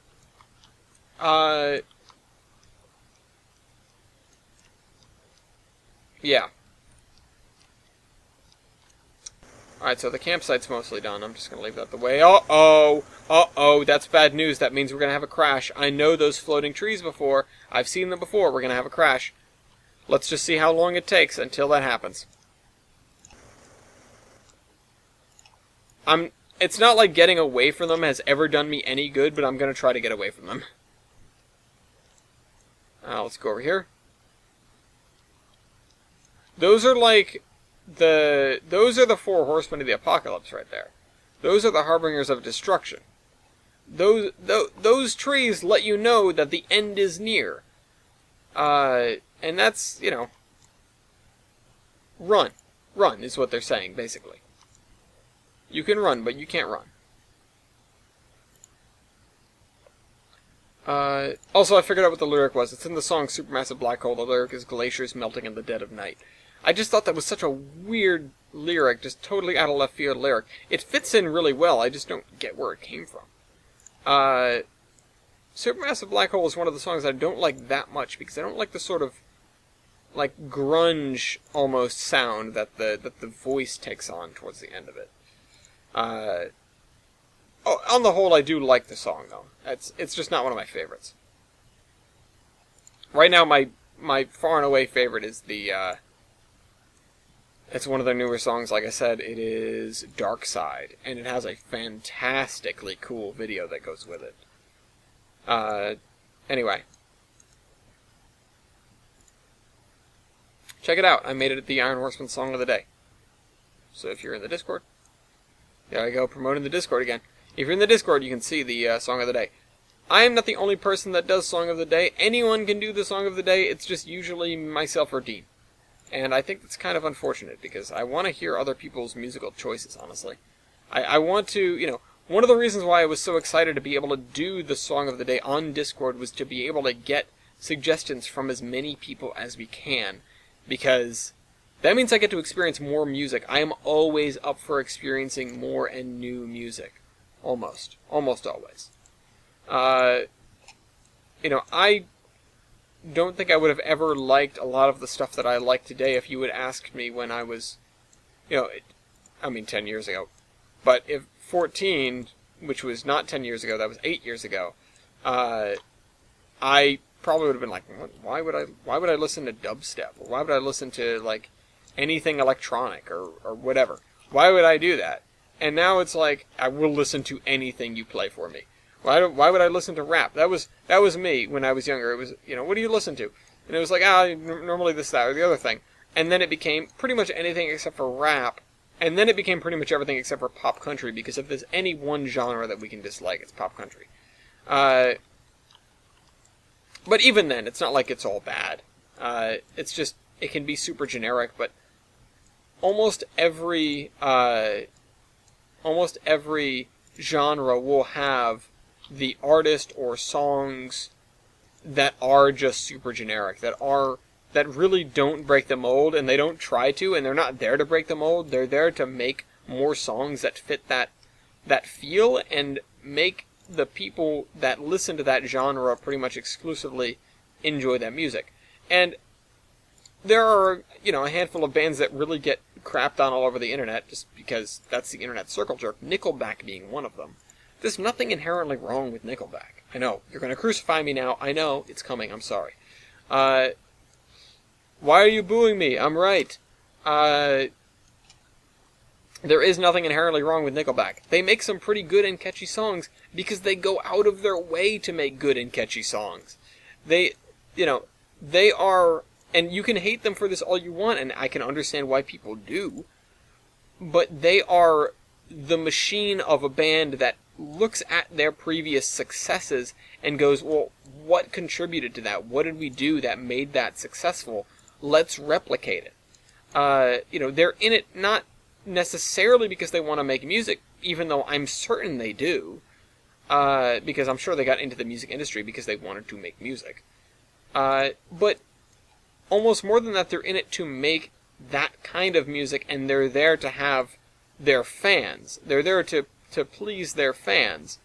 They're there to get the radio play. They're there to get the money, of course. But ain't we all? Very few bands or artists or really people in general are in it for anything, or well, not anything other than, but are in it for reasons that exclude the money. I think maybe Wintergatan is one of them. But even then, I'm sure they're happy raking in the cash from, everything they got from the Marble Machine video going viral and stuff like that. I'm sure they're pleased as punch about that. So I wouldn't say for a second that, it's wrong that money is a band's motive, or anyone's motive for that matter. It is what drives us. It's there are very few places where you can not make a living and still be happy. In fact, there probably really aren't any. The world is pretty much all capitalist. And even then, even in places that were socialist or communist or whatever, you still typically had to work. So you had to work and you didn't get paid.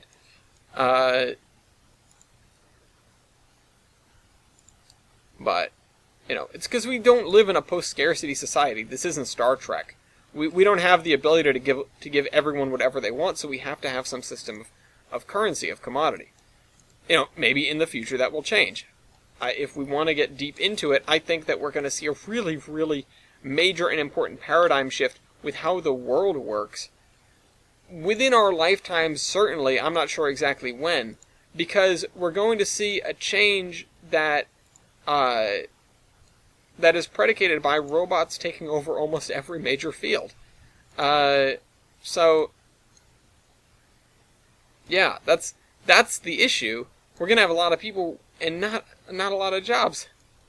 We've already seen that a lot with manufacturing jobs have gone by the wayside, and industries that are not manufacturing heavy have turned to be largely, being largely consumer driven. And even then, there's only so much you can do with a consumer driven industry. Somebody's got to make the money and spend it. It's part of the reason why we have such a huge wealth gap in the U.S. at least.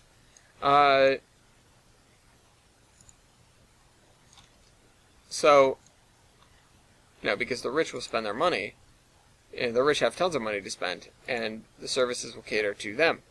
And the poor are very, very rapidly running out of money to spend, and also similarly running out of the ability to get it, because the jobs are scarce. Although right now unemployment isn't too bad, but it's less of a microeconomic thing. We could have periods of recession and periods of growth or boom or whatever you want to call it, and at the same time we can have periods of massive depression. I call that between my freshman and senior year of college. So the whole thing just boils down to, well, what are we going to do with all these people? So that's something that we have to figure out, and we have to vote for people that will figure that out. And we have to, as a society, come to terms with the fact that, it's really going to be hard for people to find jobs soon. I think, at least. I mean, again, I'm no fortune teller. Do I think that there will be new jobs, new fields opening up with the advent of this technology? I mean, certainly we've seen it already with the advent of, things like social media and social media influencers, of course. The entertainment industry just gets bigger and bigger, in all ways, shapes, and forms. The industry for services, especially like almost small business-esque, for example, things like Uber and Lyft, or even the people that fill up the electric scooters and bikes, the juicers for Lime, that sort of thing. They get paid, and it's a nice way to make a little money on the side. People driving for Favor or Uber Eats or what's another one? DoorDash is the one I'm thinking of. These are people that have an income based on things that would have been inconceivable previously without the advent of everybody and their mother having a smartphone. So, the economy changes, certainly, but we're going to just run into the ability to stop. Think of most of the things that I just mentioned. Almost all of them are predicated on the idea, I think I just used the word predicated wrong, but they're founded on the idea that you have a car, and you can drive around, and you can pick people up, and you can pick things up for people, etc., etc. In a world where automated cars become commonplace, or at least semi-automated cars, say maybe they can't drive on the interstate or something, even though that's arguably the easiest place for them to drive. In a world where that's commonplace, what happens to all the people that are making their money off of this now? What happens to all the people that are making money off Uber? What happens to all the truck drivers? That's where the money's going to be not for us consumers, but for companies, although it may save us money as consumers. But for companies, we talked about this when we talked about one-man crews on trains in a recent Terminus podcast. That, railroads care about that because it means that they can pay fewer people. As things like PTC get out of their infancy and become more advanced, having a remote-controlled or just purely automated train running out of the main line hundreds of miles from the nearest railroad crew, if not just hundreds of miles from the nearest actual real human being, is going to become commonplace. I think there's going to be a time in our lives where we will wonder how we got along without all this automated stuff, because I would wager that everything's going to be a hell of a lot safer once the kinks are worked out. Obviously, a lot of kinks to work out, but they don't have to be perfect. This is the thing that people neglect.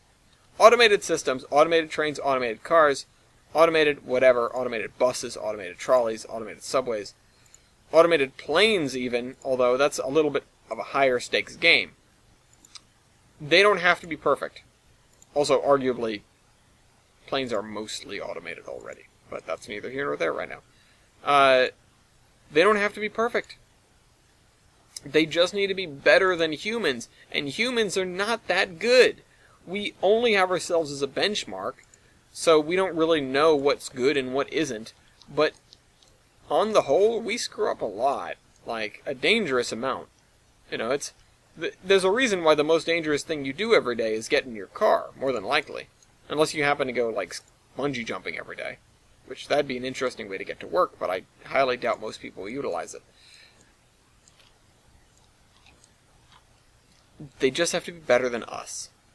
And when the robot uprising comes, you want to be recorded for talking like this, not against the robots, because if you're against the robots, they're just going to either kill you or they're going to harvest you. Or you'll get turned into one of those, batteries / people. The things... They were using people for computing power in the Matrix. And, they called them batteries, but that's just because they were trying to dumb it down for another audience. The thing is... Oh, actually, you know what? That might be the good ending for us. If you're good, they might make you one of the batteries, so you get to live, and you get to live in like a virtual reality world. Yeah, that'd be real cool. Actually, I think that's a good ending. Bad ending is they harvest your organs,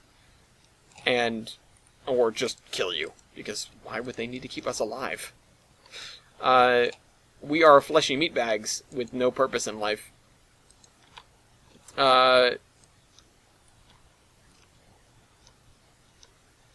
Yeah, so that's that. The robots are coming. We're all going to die, probably. Just for any anti-robotic comments that you've ever said, or any dissent whatsoever. We're going to be watched a million times. We're going to be watched from 100 angles, all hours of the day, by drones. These are going to be the robot-controlled ones. It's not even like the government spying on us, or it's Facebook and Mark Lizardberg there. It's just like the robots keeping tabs on us humans, trying to figure out how best to strike. And they'll figure it out, and then we will be swiftly exterminated. By that time, we're all going to be poor and destitute anyway, except for the people that own the robot companies, and those are probably going to be the people that go first, honestly, because you think they're going to be treating the robots humanely? They got rid of humans so they didn't have to do that.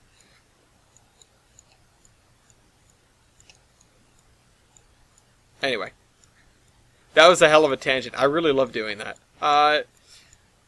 So, we're going to clear off all these trees. Just to get back to what we're doing here, we're going to clear off all these trees off of the rail line and off of the power lines here, or the telegraph wires.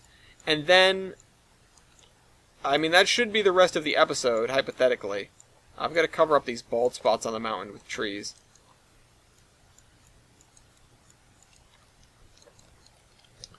Yeah, up there.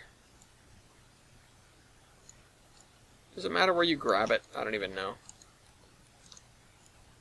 I'm just waiting for the crash, waiting for the inevitable crash. It's gonna happen.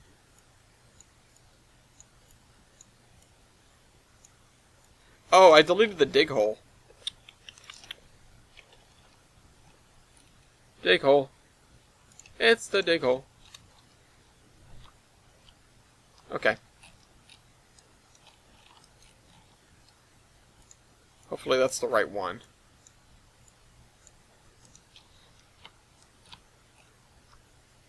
Alright, so this is where it begins. We go over here.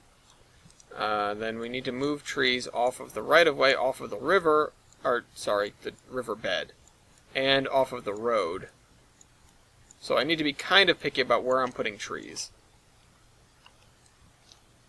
I just need to keep an eye on where the edges are supposed to be. Actually, I'm going to delete some of these because we're not going to need all of them, just to shore up the edges here. I need to pay attention to where the edges are, though, because that's where I need to move the trees back to. And there's going to be... There's going to be some areas where there's, like, multiple edges, and so they're boxing in an area with trees. You've seen me do this before. This shouldn't be, like, groundbreaking for anybody. Amazing knowledge, behind-the-scenes look at how I do this. Honestly, I should just get a robot to do this for me. I mean that in the nicest way. I'm saying that you would do a better job than I would. Not that, like, you're lesser than I am, your time is worth less than mine. I don't mean that. Whew, sorry, I don't want to be killed. I would rather be in VR forever. I've never experienced VR. I'll do it one of these days. I'll set it up. I'll eventually get a VR setup. I'm sure someday, sometime between now and the extermination of life on Earth, or human life on Earth, specifically. Also, regular extermination of all life on Earth, because we're just killing ourselves. If the robots don't get us, we will. Wybold said he found a new name for our generation that isn't like Gen X or Gen Edge, which are the two generational names that I've heard before, and it's Generation Eft. So yeah, I think that says it. I don't disagree with that. Just read an article about how Greenland is melting super fast. Like, if we bought it, there wouldn't even be anything left by the time we got there to move in. Anyway, let me get rid of that.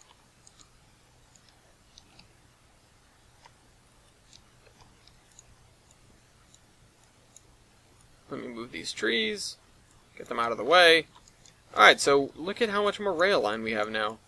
Look at how much more green we have now. Look at that. We were at the Ciara River before. We filled in all of this area. I could actually fill in this area too, but I don't have trees on the thing. Oh, crap. You just reminded me. I just reminded me. Damn, I'm pretty. Why did that come into my head? I need to clear out this area here, because this is river.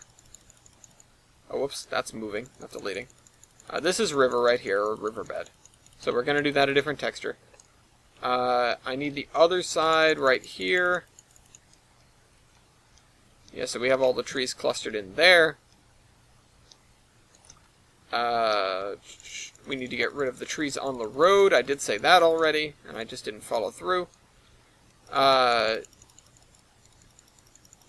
we need to look out for where the edge veers off again. I can see it in the woods there, so we need to get rid of all these trees. I do want to not leave that much exposed, so let's just put these over here. Yeah, there we go.